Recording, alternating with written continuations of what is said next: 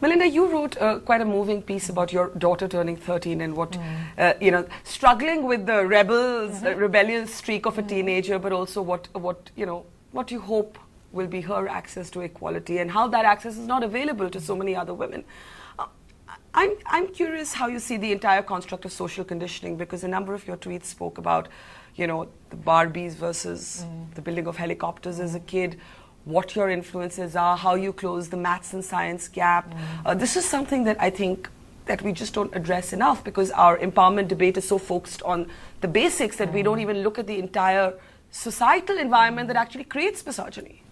And I think one of the things I believe for young women is that they should reach their full potential, no matter what it is they want to do in society. And so as societies get wealthier, the issues in some ways get more nuanced, which is, okay, maybe you're dealing with the basics are dealt with in most ways, but how does a woman reach her potential if she wants to be a physics professor or she wants to be in computer science? In the United States, the computer science numbers have come down I for saw women. that. How would you explain that?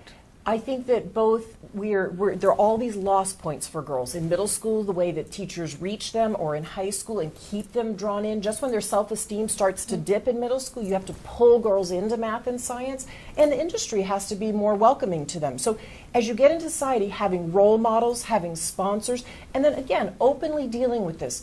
I am hearing more and more men talking about the fact they want the very best for their daughters. And what can they do if they're in a position of power to make sure that their company's doing the right thing, that they don't close an interview schedule if all it has on it is 10 men? How do we make sure that there are good women in the STEM field? So to me, having all countries talking about this, I was at a dinner last night where the Prime Minister of Finland was talking about what their issues are, and we think they're so far along, which they are, but he's being open and honest about what their issues are. Prime Minister Abe is trying to get more women into his workforce. So I think having men talk about this as well as women and then take concrete actions is the way to move forward. So as parents, how have you dealt with it? Because we're all shaped in some ways by different varying strands of cultural conditioning. We have tried very hard to make sure that the conversations we have with our son, who's our middle child, and our daughters are the same. Bill, when he was very busy at Microsoft, would take Saturday mornings to do science with the kids, and he did it with both our daughter and our son. And I think that's a really important message, that a father believes that their daughter can be good in science.